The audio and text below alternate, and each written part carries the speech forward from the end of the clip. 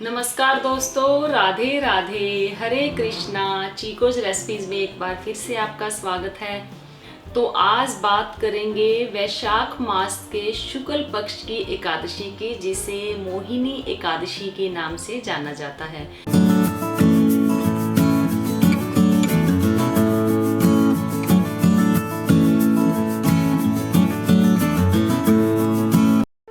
Subscribe करें chikoo recipes को और बेल आइकन को टैप करें मेरी हर वीडियो सबसे पहले देखने के लिए।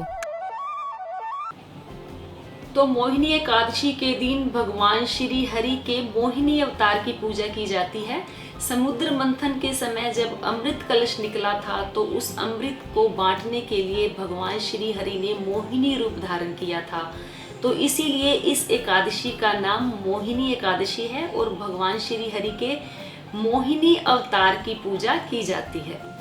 मोहिनी एकादशी पर भगवान श्री विष्णु की आराधना करने से सुख समृद्धि तो बढ़ती ही है, साथ ही साथ शाश्वत शांति भी प्राप्त होती है। तो इस बार समंजस ये है कि एकादशी का व्रत 3 तारीख को किया जाए या 4 तारीख को। तो वैसे तो क्योंकि मैं अपनी मम्मी से हमेशा पूछती ही रहती हूँ कि एकादशी का व्रत कब करना चाहिए, तो कभी जैसे मम्मी मेरे पास आई होती है और दशमी तिथि में एकादशी आती है तो वो बोलती हैं कि दशमी तिथि में जो एकादशी आती है उसका व्रत नहीं करना चाहिए, वो पापों को बढ़ाने वाली होती है। तो जो द्वादशी तिथि में एकादशी आती है उसका व्रत हमें करना चाहिए, वो विशेष फलदायी होता है। और एक एकादशी आती है त्रिसप्रिशा एकादशी, जिस दिन एकादशी, द्वादशी और त्रयोदशी ये तीनों तिथियां इकट्ठी होती हैं तो उसे त्रिसप्रिशा एकादशी के नाम से जाना जाता है। कहते हैं कि जो व्यक्ति त्रिसप्रिशा एकादशी का एक भी व्रत कर लेता है तो उसे 100 एकादशी के बराबर फल मिलता है। तो दशमी तिथि में एकादशी है इस बार 3 तारीख को, और द्वादशी तिथि को भी एकादशी है। तो असमंजस यही है कि कब किया जाए। मैंने आज फिर मम्मी से फ़ोन करके पूछा, मैंने कहा चलो दोबारा से पूछ लेती हूँ, लेकिन मेरे पास जो पंचांग है उसमें भी लिखा हुआ है कि जो स्मार्त लोगों की एकादशी है वो है 3 तारीख को और जो वैष्णव की है वो है 4 तारीख को। तो मैं हमेशा वैष्णव एकादशी करती हूँ और वो इस बार 4 तारीख को है। लेकिन कई बार जैसे 2 एकादशी है, दशमी को भी है, द्वादशी एकादशी इकट्ठी है, दशमी एकादशी इकट्ठी है, तो कुछ लोग ऐसे होते हैं कि वो दोनों दिन ही व्रत कर लेते हैं। तो ये तो बहुत ही अच्छी बात है कि दोनों दिन जो भगवान श्री विष्णु के लिए, भगवान श्री हरि के लिए जो व्रत कर लिया जाता है, क्योंकि जो एकादशी का व्रत है ये भगवान श्री हरि को बहुत ही प्रिय होता है। तो अब बात करते हैं कि व्रत किस दिन किया जाए। तो फिर मैंने 1-2 जगह और पूछा, जो मेरे पास किताबें पढ़ी थी वो मैंने पढ़ी, उसमें से देखा, फिर मैंने थोड़ा बहुत सर्च किया, फिर उसमें देखा कि पुराणों में भी यही लिखा हुआ है कि दशमी तिथि में अगर एकादशी आती है तो वो पूर्णतया त्याग कर देना चाहिए, उस एकादशी को उपवास नहीं करना चाहिए। और जो द्वादशी युक्त एकादशी तिथि होती है वो व्रत उत्तम फल देने वाला होता है। तो जो पुराण में मैंने पढ़ा या जो सर्च मार के मैंने देखा तो मैंने अपनी रजिस्टर में या अपनी डायरी में उसे नोट कर लिया। तो वहाँ जो लिखा हुआ है वो मैं आपको सुनाती हूँ, क्योंकि जैसा कि मैंने आपको बताया था कि कुछ भी अच्छी चीज़ होती है तो मैं जल्दी से उसे अपनी डायरी में, अपने रजिस्टर में नोट कर लेती हूँ, ताकि मुझे बाद में भी कभी उसे पढ़ना पड़े तो मुझे आसानी हो जाए। तो श्री हरि को प्रिय एकादशी आदि व्रतों का वेद रहित तिथियों में ही करना चाहिए, अर्थात शुद्ध एकादशी में ही व्रत करना चाहिए। तो सूर्योदय से पहले यानी कि 1 घंटा 36 मिनट में यदि दशमी नाम मात्र भी होती है तो वो एकादशी विद्या दोष से दोष युक्त होने के कारण सर्वथा वर्जनीय है। ये भविष्य पुराण में लिखा हुआ है कि दशमी तिथि की एकादशी नहीं करनी चाहिए। पद्म पुराण में लिखा हुआ है कि द्वादशी मिश्रित एकादशी सर्वदा ही ग्रहण करने योग्य है। तो नारद पुराण में भी यही कहा गया है कि द्वादशी युक्त एकादशी करनी चाहिए और दशमी युक्त एकादशी का व्रत नहीं करना चाहिए। तो अग्नि पुराण में भी यही लिखा है कि दशमी युक्त एकादशी नहीं करनी चाहिए, द्वादशी युक्त एकादशी का व्रत करके त्रयोदशी के दिन पारण करना चाहिए। पद्म पुराण में भगवान एवं ब्रह्मा जी के संवाद में लिखा है कि दशमी विद्या एकादशी दैत्यों की पुष्टवर्धनी है, इसमें कोई संदेह नहीं है, यानी कि दशमी युक्त एकादशी नहीं करनी चाहिए।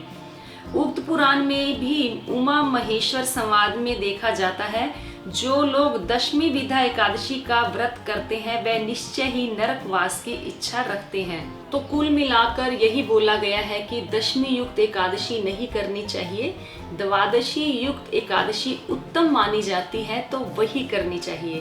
तो एकादशी 3 को भी कर रहे हैं, कुछ लोग 4 को भी कर रहे हैं, लेकिन जो वैष्णव है वो 4 को ही करेंगे।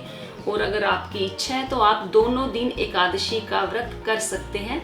तो जो एकादशी का जो पारण का टाइम होगा, जो मैं आपको अभी बता दूंगी कि अगर आपने 3 तारीख को व्रत करना है तो उसका पारण कब करना है, अगर आपको 4 को करना है तो आपको व्रत का पारण कब करना है। तो अब बात कर लेते हैं कि मोहिनी एकादशी के व्रत का क्या महत्व है, क्या महात्म है। तो जैसा कि पता ही है कि जो एकादशी का व्रत होता है वो भगवान श्री हरि को बहुत प्रिय होता है। कहते हैं कि मोहिनी एकादशी का व्रत सब व्रतों में सबसे उत्तम है। वैसे तो एकादशी के व्रत सभी व्रतों में उत्तम होते ही होते हैं, लेकिन जो भक्त मोहिनी एकादशी का व्रत एक बार कर लेता है तो कहते हैं कि जाने अनजाने में किए हुए उसे पापों से मुक्ति मिलती है। तो ये पापों को नष्ट करने वाला है, मोक्ष प्रदान करने वाला है। और एकादशी का व्रत करने से हमारे अंदर एक सकारात्मक ऊर्जा आती है जो हमें निरोग और स्वस्थ बनाने में सहायता करती है। और एकादशी का व्रत करने से हमारी मन चाही सभी इच्छाएं पूरी हो जाती है। तो ये तो था एकादशी व्रत का महत्व कि इसका क्या लाभ होता है। अब एकादशी व्रत कैसे करना चाहिए, जैसा कि हर बार मैं आपको बताती हूँ कि दशमी तिथि से ही शुरू हो जाता है। एक दिन पहले यानी कि एकादशी से एक दिन पहले हमें शाम को चावल या खिचड़ी का सेवन नहीं करना चाहिए, प्याज लहसुन का भी सेवन नहीं करना चाहिए। दिन ढलने से पहले भोजन कर लेना है। एकादशी तिथि को सुबह जल्दी उठें, स्नान करें, उसके बाद आप अपनी पूजा पाठ करें जैसे हर बार करते हैं, धूप दीप नैवेद्य से आरती करें। ओम नमः भगवते वासुदेवाय मंत्र की एक माला करें। ठाकुर जी को आप पंचामृत से भी स्नान करवा सकते हैं। तो आपको एकादशी पर भगवान श्री विष्णु की पूजा तो करनी ही करनी है, और मोहिनी एकादशी पर आपको भगवान श्री राम की भी पूजा करनी है। उनको भी फूल फल धूप दीप नैवेद्य और पंचामृत अर्पित करना है। ओम नमः भगवते वासुदेवाय नमः मंत्र का जाप तो आप करेंगे ही करेंगे, साथ में आपने भगवान राम के लिए ओम श्री राम रामाय नमः मंत्र की एक माला भी करनी है। यानी कि आपको मोहिनी एकादशी पर भगवान राम की भी पूजा अर्चना करनी है और उन्हें भी तुलसी दल जरूर अर्पित करना है। फिर उसके बाद आपको सुननी है कथा एकादशी की। तो साल में जितनी भी एकादशी होती है, अलग अलग एकादशी की अलग अलग कथा होती है, तो एकादशी की कथा भी आपको जरूर सुननी है। और कुछ लोग पूछते भी हैं कि मैम एकादशी की कथा कब सुननी है, पहले सुननी है या पूजा के बाद सुननी है। तो आपको जो माला भी फेरनी है पूजा के बाद ही माला का जाप करना है, और जो आपको कथा भी सुननी है तो आपको अपनी पूजा करने के बाद ही कथा करनी है। और आपको जो भोग लगाना है वो आपको फलाहार भोग ही लगाना है, दूध और फल का भोग ही लगाना है, या जो व्रत में सामान खाया जाता है यानी कि उसमें अनाज ना हो उसका ही भोग लगाना है, वो भी आप खा सकते हैं। अगर आपने व्रत नहीं भी किया तो भी आपको उस दिन सात्विक आहार लेना है, यानी कि प्याज लहसुन का खाना ना खाएं तो ज़्यादा अच्छा होगा। तो अगर व्रत कर ही रहे हैं तो आपको तो ये सब तो प्याज लहसुन तो खाना ही नहीं है। और जो रात का भी भोजन करेंगे, व्रत वाला भी जो भोजन करेंगे, आपको दिन ढलने से पहले भोजन कर लेना है। और तुलसी जी में दिया आपको जरूर लगाना है, और भगवान श्री हरि को तुलसी दल जरूर अर्पित करना है। उनके भोग में भी और उनके चरणों में भी तुलसी दल जरूर चढ़ाना है। और जो आपको द्वादशी तिथि को पारण करना है वो मैं हर बार आपको बोलती हूँ कि जैसे पूजा के बाद आपको ठाकुर जी को जो चावल का भोग लगाना है या आपको चावल का दान देना है। मतलब ये है कि आपको अन्न का दान देना ही देना है। एकादशी तिथि को भी आप अन्न का दान दे सकते हैं, दूध फल का दान भी दे सकते हैं, और द्वादशी तिथि को भी आपको अन्न का दान जरूर करना है। तो इस बार जैसे वैशाख के महीने में जो एकादशी है ये विशेष एकादशी है क्योंकि गर्मियाँ शुरू हो गई है। तो आपको जल का दान भी देना है। आपको जो जैसे खरबूजा, तरबूज, ककड़ी, खीरा, इन सब का दान भी देना है। तो जो लोग 3 मई को व्रत रखेंगे एकादशी का, तो उनका जो व्रत का पारण का समय होगा 4 मई दोपहर 1:38 से लेकर 4:18 तक शाम के।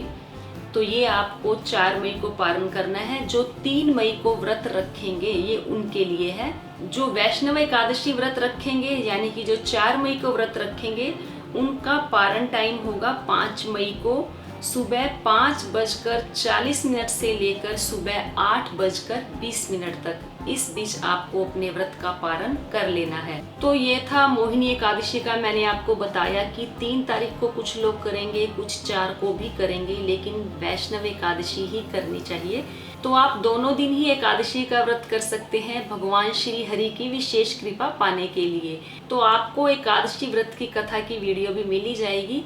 तो उम्मीद करती हूँ आपको मेरी आज की वीडियो जरूर पसंद आई होगी। तो वीडियो को लाइक करें, शेयर करें, मेरे चैनल को सब्सक्राइब करना बिल्कुल ना भूलें।